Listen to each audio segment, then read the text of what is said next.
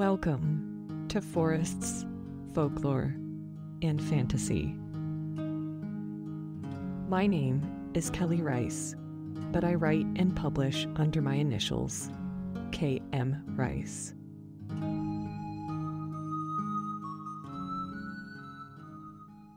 You are most welcome here, and thank you so very much for joining me from wherever you happen to be in the world.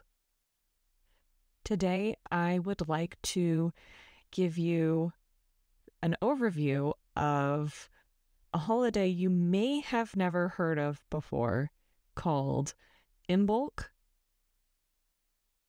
or St. Brigid's Day.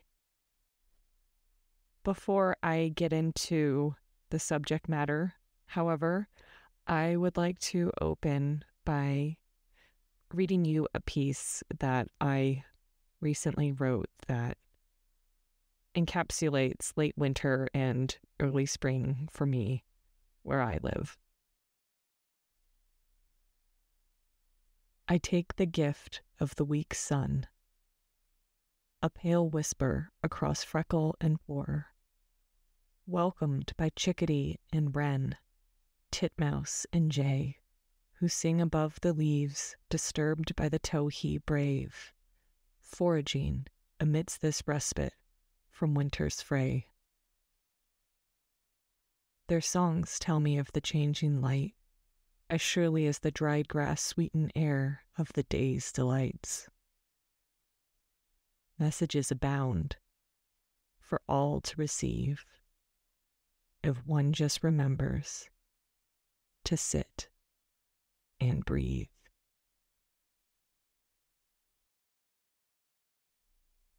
Imbolc, or St. Brigid's Day, also sometimes known as the Feast of St. Brigid, is largely considered to mark the very, very, very beginning of spring.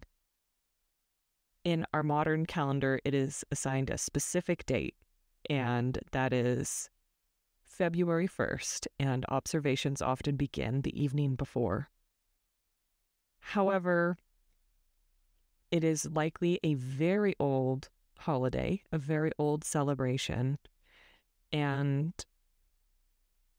the people of Ireland who would have been marking this holiday, in fact, the Gaelic people in general, so that would include the Isle of Man and Scotland, would not have necessarily been looking at a calendar as to when to celebrate this holiday.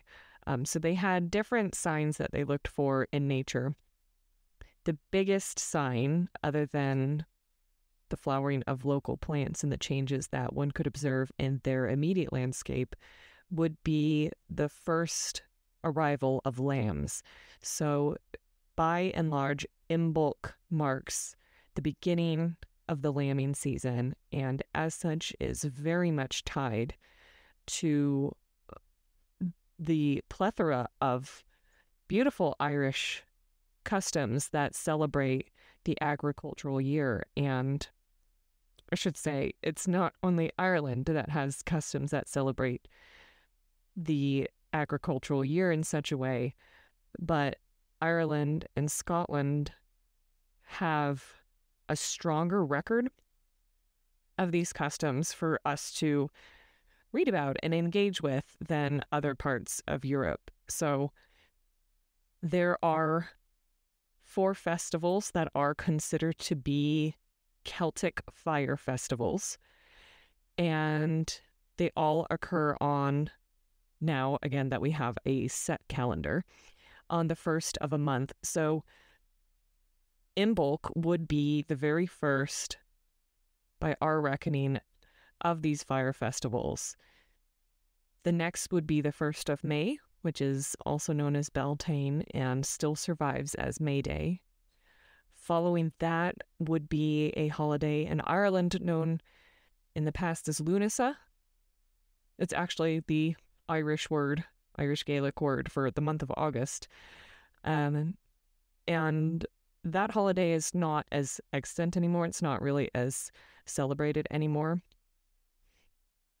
and that marked the beginning of the harvest. And then we have Samhain, which would be November 1st, which survives in many ways as Halloween. So Imbolc, as we know it, marks the midway point between the winter solstice and the vernal equinox, or the spring equinox. It is meant to symbolize the beginning of the demise of winter. Some traditions see it as a feast to celebrate the last night of winter. I tend to view it as a holiday of promise, a holiday of reassurance, that most of these customs revolve around the reassurance of food security, and that the time of scarcity and wanting that and rationing that people experience and people would have experienced to some extent throughout the calendar year or throughout the agricultural year in the not so distant past. But winter exacerbated all resources and food stores. So this was a time when people had the promise that more was to come, more food was to come. And so as the sheep began to lamb, it was very reassuring because people understood that we're not going to go without. There's going to be milk, and we're going to have mutton, and we're going to have wool for our clothing, and the wheel of the seasons is going to continue to turn.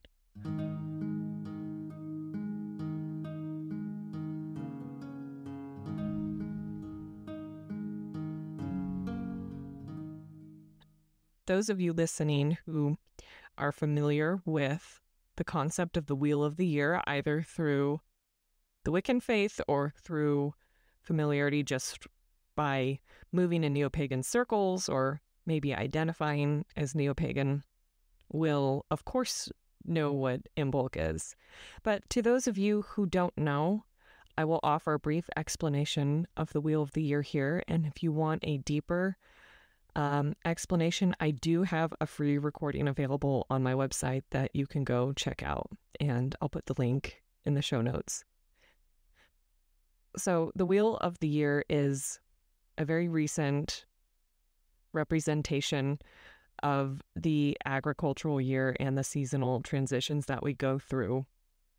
It's an amalgamation of many different European cultures and customs that are all pre-Christian in nature. Several of them have been Christianized, but the point of the Wheel of the Year is to celebrate an earth-centered form of being. The Wheel of the Year is sacred to Wiccans and is part of their religion and their spirituality, but it is also an incredibly accessible representation of the changing seasons that is very helpful to not only people who are Wiccan, but people who are just curious and wanting to feel more connected with the earth and the changing seasons. And there are 8 holidays on the Wheel of the Year. I just gave you 4 of them, the 4 Celtic fire festivals. And then there are the 2 solstices, so the winter solstice and the summer solstice, known as Yule and Litha. And then there are the 2 equinoxes, so the vernal equinox, or Ostara, and the autumnal equinox, or Mabon. And I will say, from the point of view of someone who's very entrenched in folklore and history, there is much more you can delve into by exploring the 4 Celtic fire festivals, just because we have so much more documentation of them, and they all survive in some way in their cultures, in the places of the world where they were once practiced. I will give you an example of that.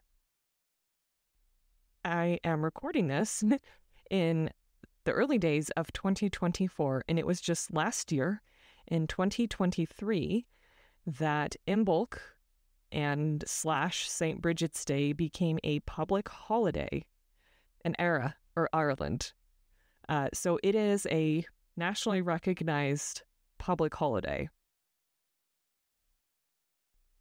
Brigid herself, most historians and folklorists agree, was likely a very ancient deity, strongly associated with the earth.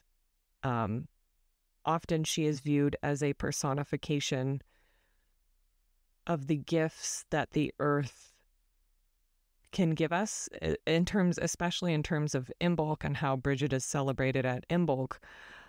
It is like the bountying and the nurturing motherly aspect of the earth. She is very closely associated with cattle and with milk and with fertility. All of these things also are very closely tied to how we tend to view the spring. So most of the folk customs involving Brigid, and I should say Saint Brigid, because most of the historical record that documented these customs is actually to do with Saint Brigid rather than the figure we believe to be the goddess Brigid. Most of them have to do with welcoming the spring and preparing for the start of the sowing season. There are a lot of people who will present information like this as if it is solid fact, when in fact, no pun intended, but in fact, we don't 100% know who Brigid was, why sometimes she's portrayed as a triple goddess, why sometimes she's not portrayed as a triple goddess. There's a lot of evidence that indicates that she is likely Proto-Indo-European, so she probably migrated across the European continent. Well, I'm acting like she was walking. I don't know if Brigid herself ever had an embodied form and walked around in Europe, but the ancient peoples of Europe, like the Indo-European peoples and Proto-Indo-European peoples, probably brought the concept of this goddess with them, and then when they eventually populated the British Isles and Ireland and the Isle of Man, this concept of this goddess remained. I always want to caution people to never think that something is static. All of these ideas, all of these gods and goddesses are fluid. The only time they get stagnant is when they're written down. Even though I'm sitting here nerding out, being like, wow, I want to see what's documented, I stick to the documented research.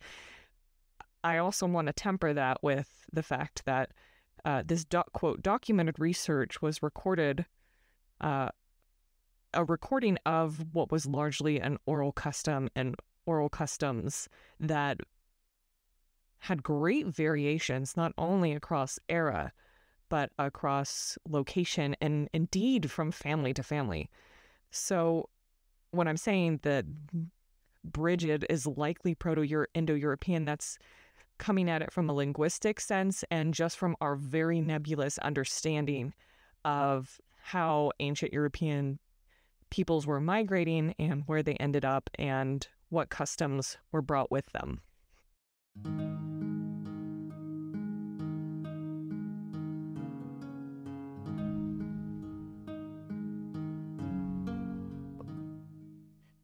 Bri in Brigid, most scholars think was probably not part of someone's name. It still survives in names like Brian and Brianna. They think that it was possibly a title or a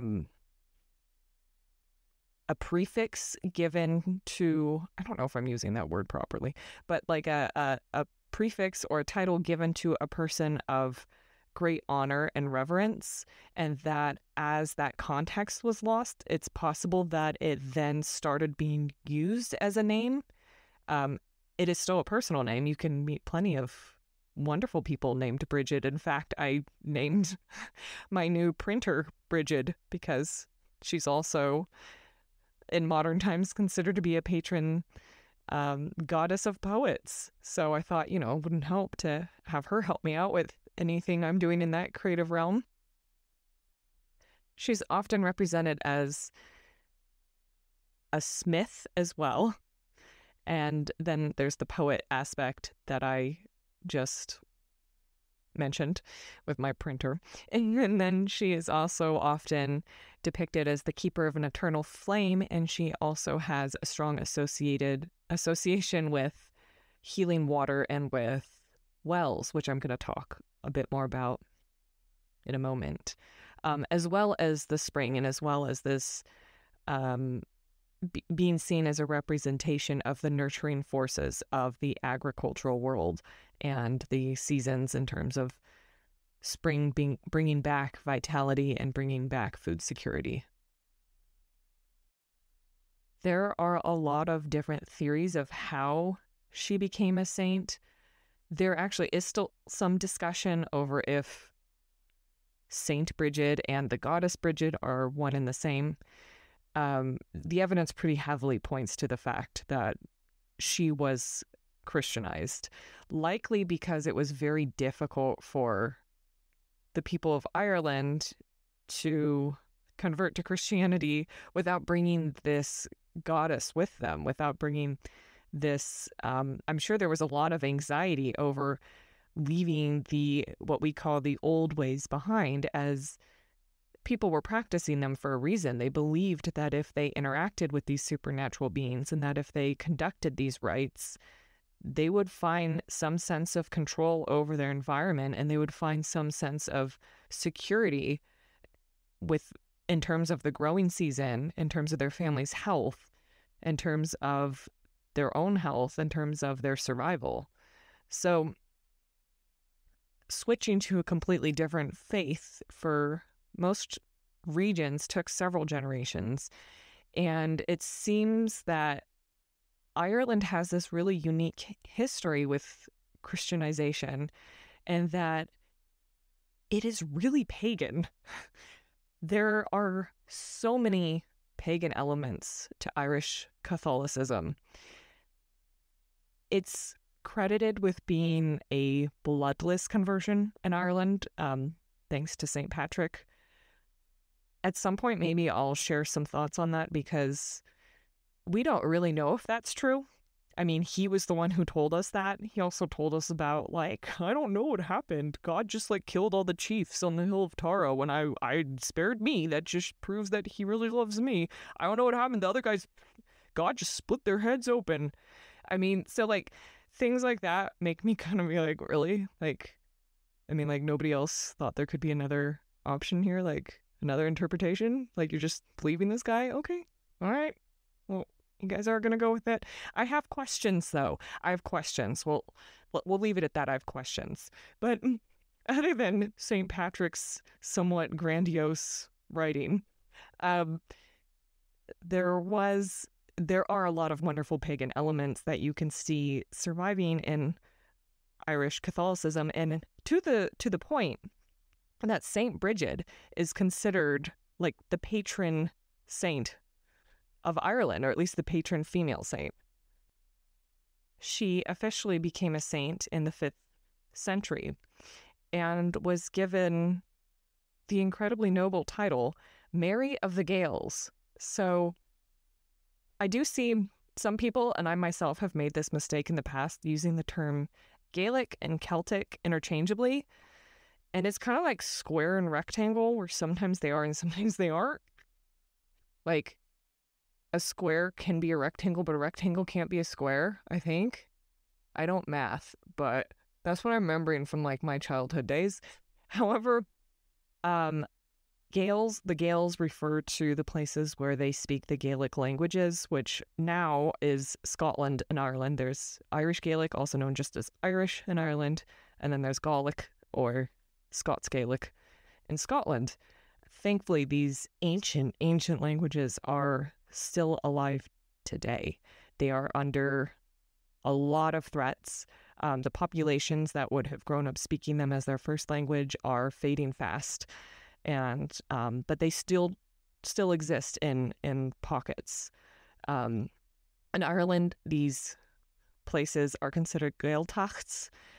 They are given certain protections and provisions by the government to try to save and safeguard and encourage the indigenous language of the country to stay alive, because with that language comes many customs and aspects of the culture that modernity is slowly chipping away at and taking away from the culture of these people. So that's a little bit of an aside, but when we're referring to the Gaels, we're referring to these Gaelic-speaking parts of the world. So Brigid was given the title Mary of the Gaels, as in Mary, Jesus's mother. So this is an incredibly high honor. In Christianity, Mary is the only woman venerated to such an amazing status as she was the Virgin Mother of Jesus. So to have Brigid be given almost equal status, at least regionally, is pretty phenomenal. Continuing her association with nurturing and being like a mother-like deity, there are some Christian folk tales that tell the story of Saint Brigid being the foster mother to Jesus and being his wet nurse. And so she is credited with having this incredibly high status because she was a surrogate mother to their god. So I think that speaks a lot to the sway that the original pre-Christian goddess must have had over the people, because they did not want to give her up. And it was obviously a lot easier for perhaps the missionaries and the first religious institutions, the first churches that were being built in Ireland, to find a way to incorporate her rather than to try to villainize her. Sadly, many of the old gods and goddesses were vilified, and there is a trend of a lot of the old goddesses being ascribed the status of witchhood by the early church. And when I'm saying the early church, I'm speaking in very, very broad terms. There were a few instances where clergy people actually got together and decided this is what we think about things and this is going to be how we think going forward. But most of the time it did vary by region. And it was often, sadly, very militarized and weaponized. But again, I apologize. There's a lot of tangents today. I'm going to try to rein it back in to be a little bit more about St. Brigid and the goddess Brigid and Imbolc. But all these little asides are hopefully tributaries contributing to the stream of my somewhat stream of consciousness sharing of this knowledge. I hope you find it fruitful and enriching. And again, I'm always striving to provide more context. And I hope I'm achieving my goal of speaking to my audience and explaining things and defining things instead of just assuming that people will know and understand a concept just because I do and just because I'm used to talking to people who do. So let me know how I'm doing. My goal, as ever, is to make this information as accessible intellectually as possible.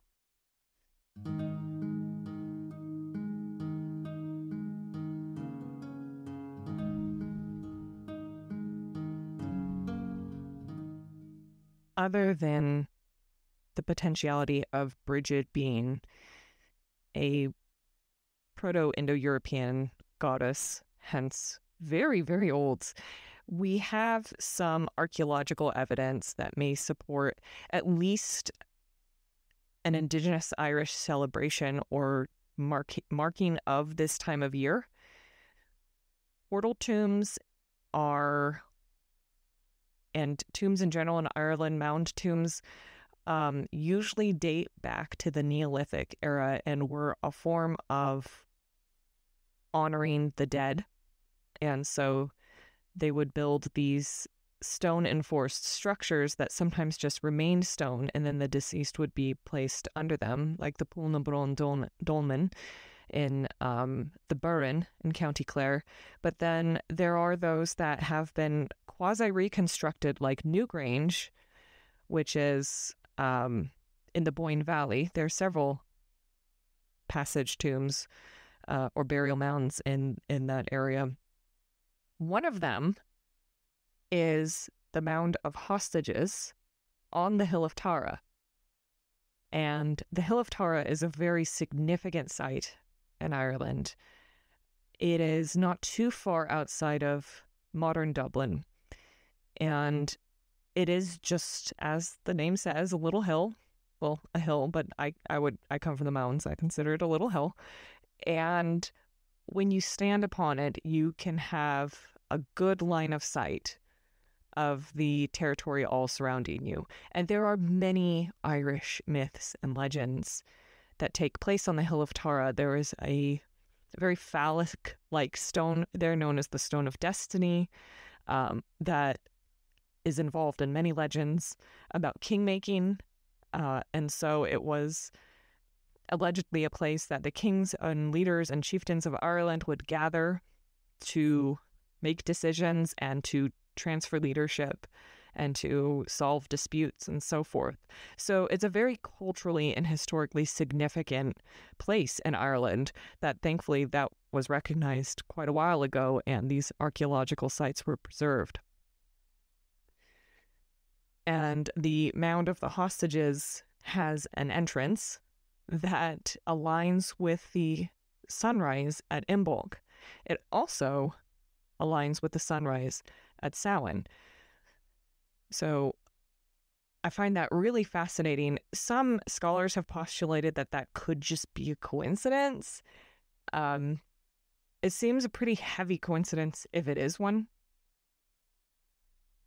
We also have tombs such as Newgrange that aligns with dawn on the winter solstice, and other tombs that, well, apparently, like the Mound of the Hostages, that align with either sunrise or sunset for Samhain. That said, historian Ronald Hutton was looking at a survey of surviving portal tombs, and it does seem like having intentional alignment with solstices and equinoxes is more the exception than the rule. However, I remind you that Imbolc and Samhain are not solstices or equinoxes. I have the impression that solstices and equinoxes were much more significant to the Romans and to Roman paganism and their spirituality and how they viewed the world than they were necessarily to the Gaels.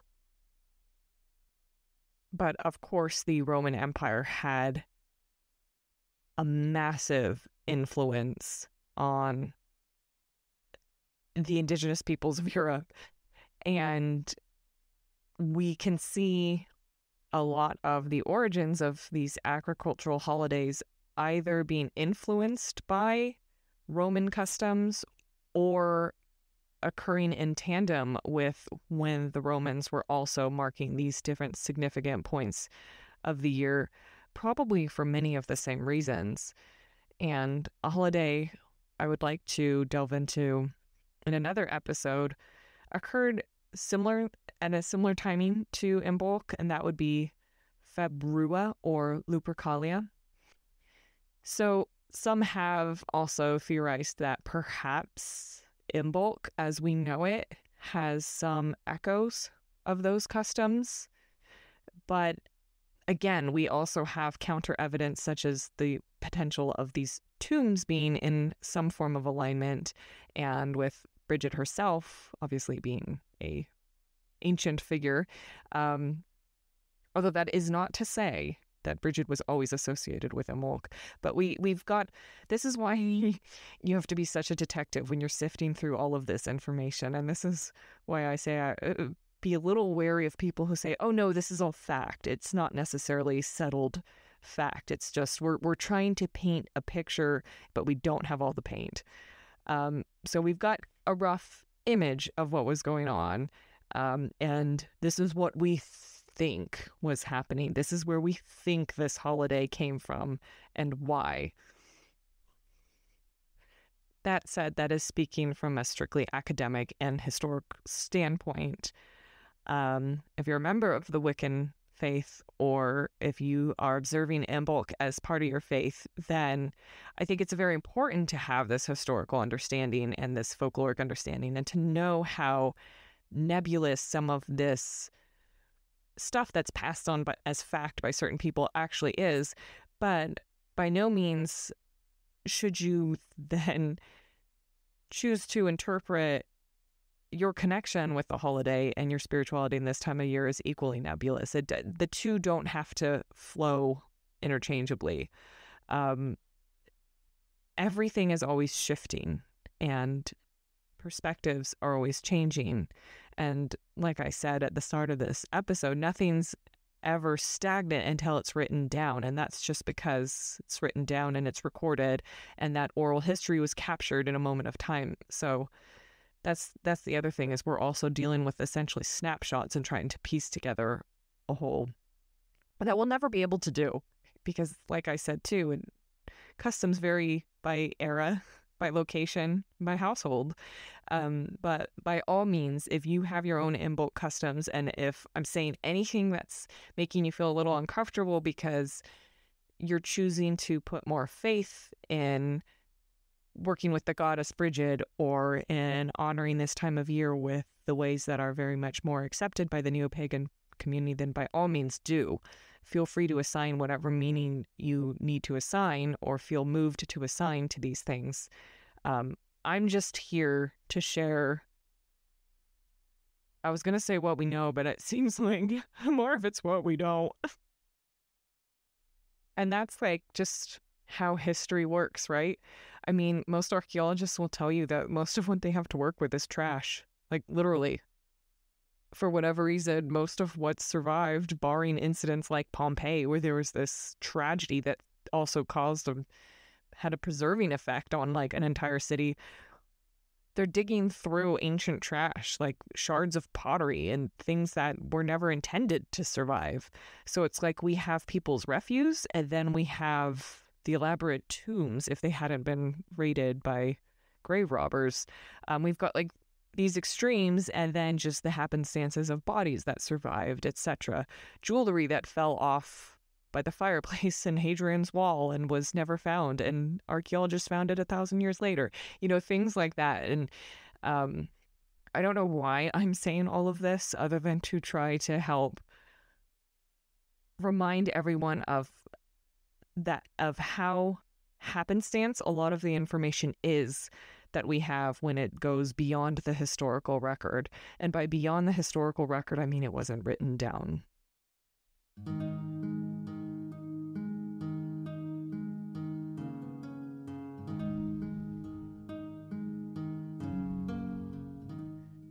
Thankfully, after the trend more or less set by the Brothers Grimm in the middle of the 1800s, there was this big push to collect folktales. So from then onward, to varying degrees, we have people who set out intentionally to record what they saw as being under threat or being lost. And so they set out to record these folktales of place. Fiona Marion McNeill was one whose work I really admire. She's a Scottish folklorist. And if you want to delve into more of, I don't know if nitty gritty, because it's not very gritty. If you want to delve more into the actual folk customs and where they came from and how we understand them, then please do feel free to go to my website and check out my Imbolc recording. That does get way more into the details than I'm getting in this episode, because this is meant to paint a broad picture using the palette that's missing most of the paint. I am not a good salesperson. I should not be my own manager. In all seriousness, St. Brigid is associated with many magical or healing wells. One survey said that there were around 15 wells associated with her, but the most well known is one in Liscanor or Liscanor, I'm not quite sure how to pronounce it, in County Clare. It is considered one of the oldest wells, healing wells in Ireland. The water itself is said to have healing properties, and it is not far from the Cliffs of Moher, which, if you know Ireland at all, or if you're ever going to Ireland or have been to Ireland, that's usually one of the big tourist hotspots because it is absolutely spectacular. The cliffs rise at least 700 feet out of the sea, and you're just looking out of the Atlantic toward nothing, toward the vastness of the ocean.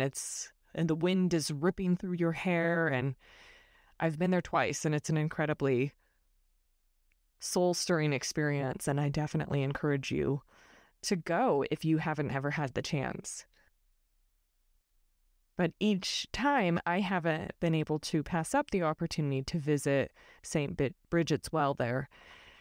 And it surprised me the first time I went, because I didn't know what to expect, that the well itself is actually obviously part of a stream, but it is encased in a grotto or a stone structure.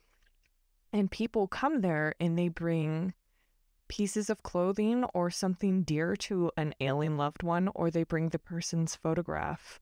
They bring something of offering, something that holds like a piece of that person to leave for her, to try to encourage her to use her healing powers and her healing magic to help that person. And I haven't seen a whole bunch of documentation referring to the grotto as what it is, but it's a shrine.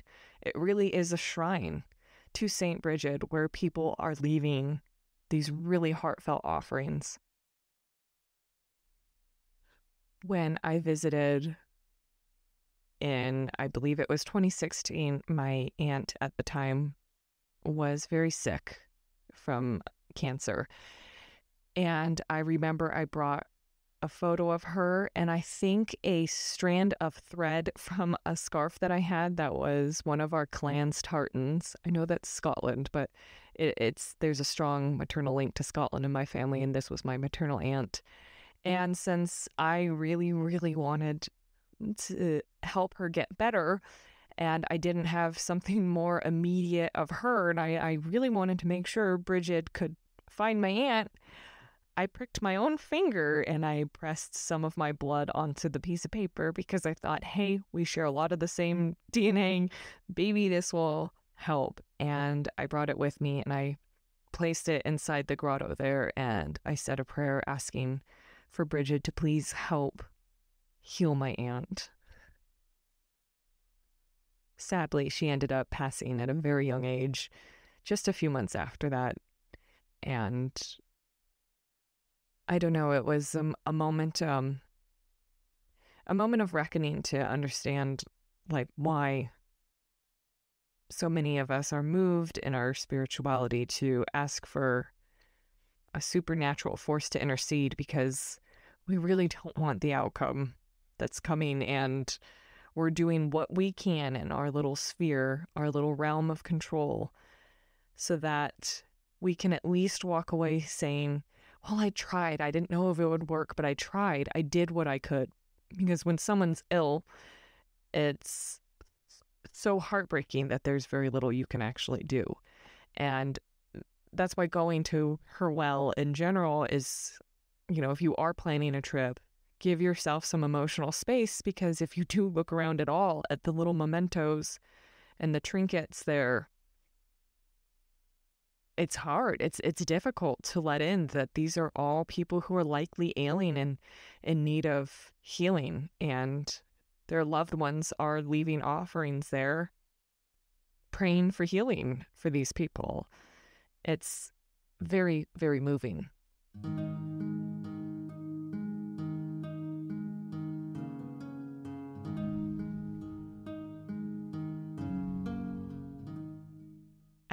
some of these holy wells, it is a tradition to then leave your offering and ask for what you want, and then to walk sunwise around it, and that is to walk in the same direction as the sun. And this is an incredibly ancient practice. At Imbolc, the sun is showing its first signs of waxing. It is showing its first inklings of power. We are assured that the spring is indeed coming. The days are getting longer. So to walk sunwise is to move with that energy, to bid the sun to continue this cycle, to keep coming back, especially in these northern reaches such as Ireland and the Scottish Highlands, where the winters are indeed so very harsh. So this overview has talked about a lot in a very, very broad sense. And again, there are a great deal of documented customs that you can learn about from other sources. But if you like my style, of course, as I mentioned, you can go to my website and check out my seasonal offering.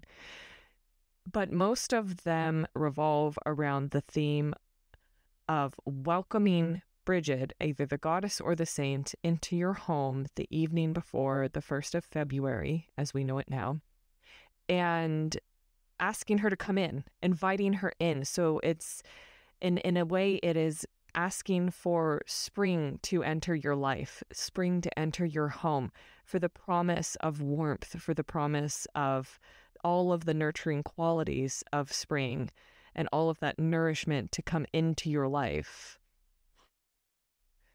It's also considered to be a time of divination, so trying to see what the future holds, and also a lot of organization and spring cleaning. No surprise there. We still have that term, spring cleaning. So to begin to declutter and go through what you've accumulated in the cold days when you just didn't really feel like moving that much. That said, in most parts of the Northern Hemisphere, the beginning of February is still really cold. Sometimes it's the coldest month of the year, depending on where you live. So again, that's why I had that little aside earlier about whatever your personal practices are, you do you. Like, you don't have, just because we know that there were people in Ireland who did things a certain way, doesn't mean you have to do them that way too. Again, these customs varied from person to person and household to household. So do what feels right for you. But in the general sense, Imbolc was the promise of food security. It was the first stirrings of spring. Often people look at snowdrops, this beautiful bulb that is so named because it can actually grow and push through the soil and bloom amidst the snow, which is not super common for most flowers and not even super common for most bulbs. It is about connecting with your sources of nourishment and sustenance, such as milk and all that symbolizes. It is a time for potentially connecting with Brigid, however you view her, asking for her gifts of healing. I didn't even get into her identity as a smith and as a poet, but I see them all as linked because those are all generative qualities. She's a maker. She is working with words or working with metals, or working with the healing arts to bring things into fruition. It's a time to start thinking about setting perhaps some goals. It's marking the beginning of the sowing season. So maybe it's time to take some of those goals you've been ruminating about over the winter and seeing if you can take some small steps into bringing them into fruition as well.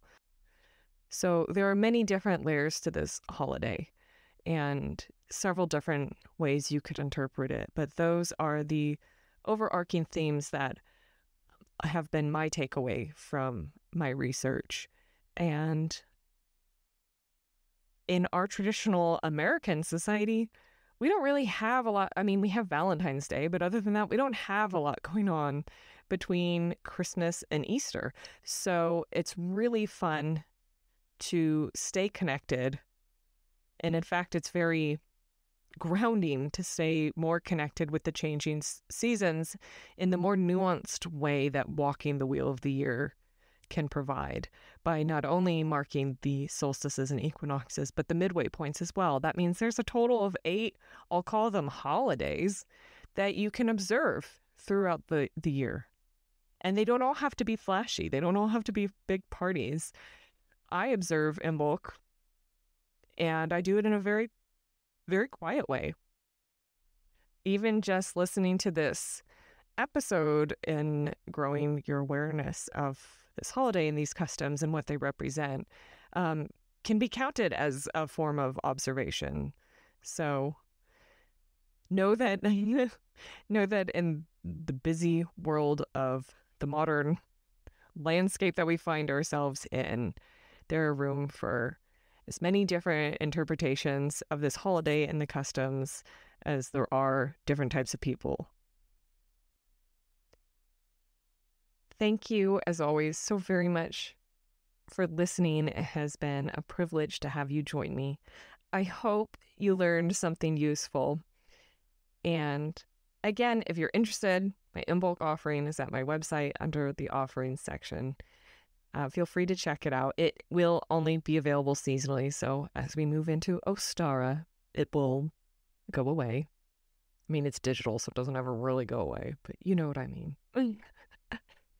So until next time, may your hearth be warm and your heart be full.